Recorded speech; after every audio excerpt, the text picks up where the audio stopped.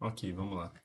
A gente vai continuar falando um pouquinho de regressão, só que a gente vai ver um pouco mais dos detalhes, né, da regressão.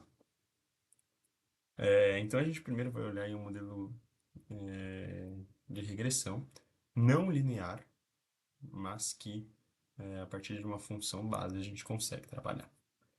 E a gente vai ver que a partir dessas funções base, né, como por exemplo tem a regressão linear, né, tem a polinomial e a gaussiana, a gente consegue voltar mesmo assim, a fazer operações lineares com isso, porque basicamente a gente está multiplicando um fator por uma função, então é meio como se a gente abstraísse a função e só trabalhasse com os fatores sendo multiplicados um pelos outros se, né, a função seguir um padrão linear, como esse aqui. Então, então é o que diz aqui, né? Ainda que o modelo de regressão seja linear, né,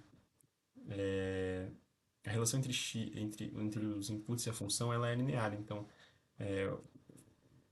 o ordinary least squares ele ainda é válido nesse caso, né? Então a gente consegue desenvolver aqui o que começa a se chamar de regressões polinomiais. Yeah, legal. E aí a gente, né, expande aqui, a gente consegue agora fazer previsões de polinômios, né? Funções lineares, isso é bem legal. E aí, né, quando a gente começa a aumentar, né, a função, a gente começa a overfitar, e aí a performance cai isso para dados que a gente ainda não explorou.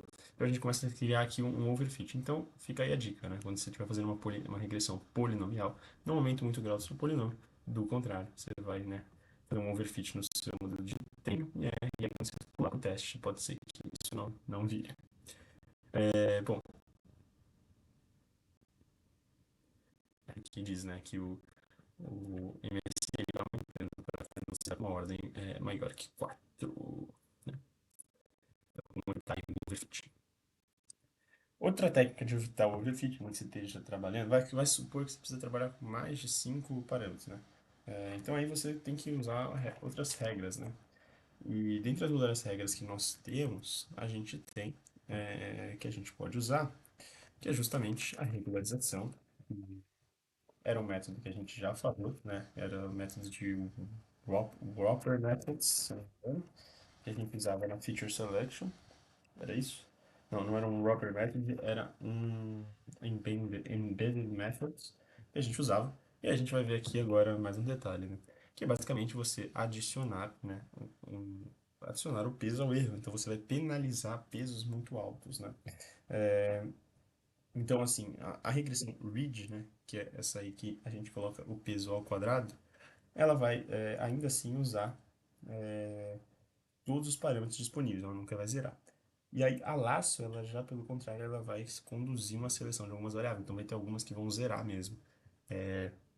É bem curioso, né? Acho que a principal, usa a norma L1, outro usa a norma L2. Então, basicamente, é isso que faz a regularização, é assim que se evita o overfit, né? Aqui, mais um detalhe, né? Less prone to overfit, né? O L2, inclusive, está precisando notar isso, que é less prone to overfit. Less prone to overfit. Mas ainda assim vai usar esse aqui. Mas a coisa vale para o laço, que ele também é pouco, mas ele vai selecionar algumas variáveis para matar algumas no meio do caminho. Então, assim a gente já fala disso, né? E a gente começa a perceber que ele vai penalizando pesos muito altos, né? Pesos que vão muito longe. Mantém os pesos pequenos, ele só mesmo mantém necessário aqueles que realmente precisam ser grandes, porque a feature que está relacionada a eles influencia muito no resultado da nossa predição.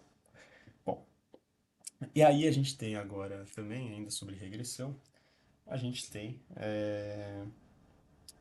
aí o K-fold, né, que é basicamente a gente pegar e splitar o dado de treino e de teste e fazer isso algumas vezes.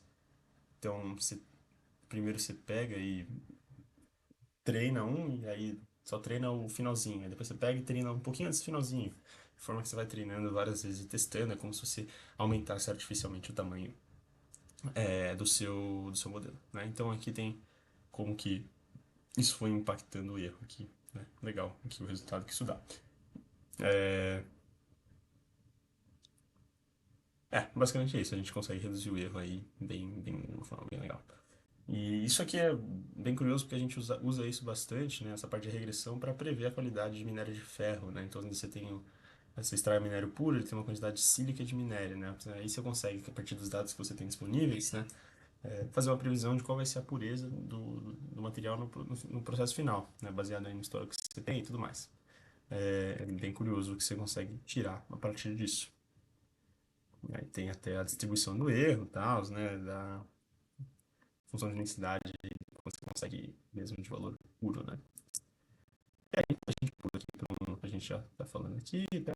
Peraí, deixa eu só voltar aqui para ler isso aqui.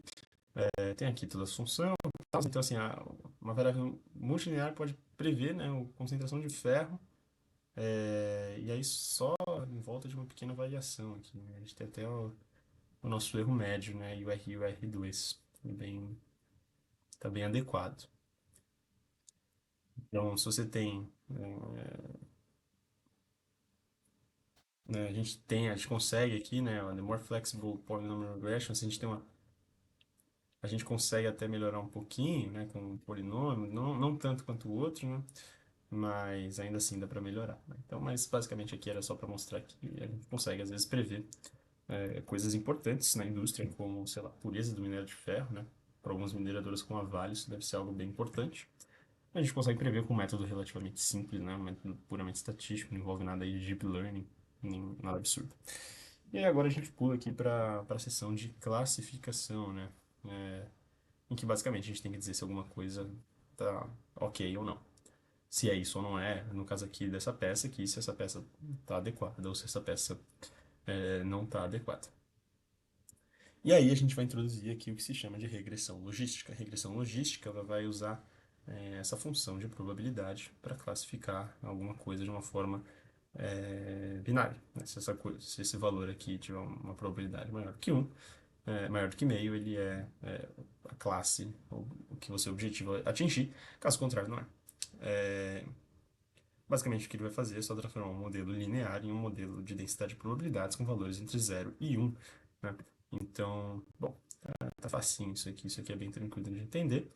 Eu também já foi tema de outros vídeos aqui, a regressão logística, a gente só vai revisitar tudo, né? Tem uma probabilidade, qual que é a probabilidade aqui de ser da classe 1 dado xi, né? E aí você tem toda essa função aqui, isso aqui é a entrada dos seus parâmetros, né? E aí você basicamente calcula RSS aqui e tal, tá calculado. O problema, né, é que você faz essa abordagem pelo RSS, né, você vai ter um problema, né, que é que você vai cair num ótimo local. E quando você cai num ótimo local, não necessariamente você está chegando aí no melhor valor que a gente poderia chegar. Porque você pode atingir um mínimo local, não um mínimo global, enfim.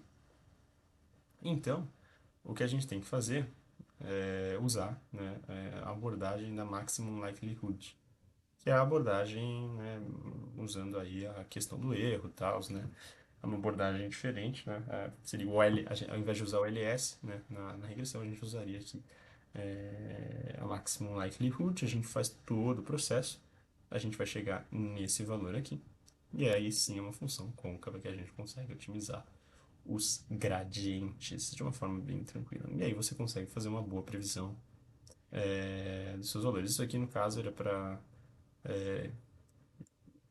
essas peças de uma bomba submersível, parece essa peça de uma bomba submersível. Você tem aqui os dados e tal, né? Você separa um pouquinho em pouquinho, faz todo o processo, né? A regressão logística pode prever a qualidade dessas bombas, mas ainda assim tem potencial para aprender e tal, você sabe os parâmetros que ela aprendeu aqui. E, bom, basicamente tem aqui os parâmetros. Isso aqui a gente fez para uma imagem, né? A gente não fez nem usando uma convolução, a gente fez só com os parâmetros, bem porrada. Bom, basicamente é isso que a gente tem, né? A gente faz a abordagem pela maximum likelihood, a gente chega no valor da função de custo e consegue reduzir isso. Bem tranquilo esse vídeo, um vídeo bem mais rápido. Espero que vocês tenham gostado. Um grande abraço e fui!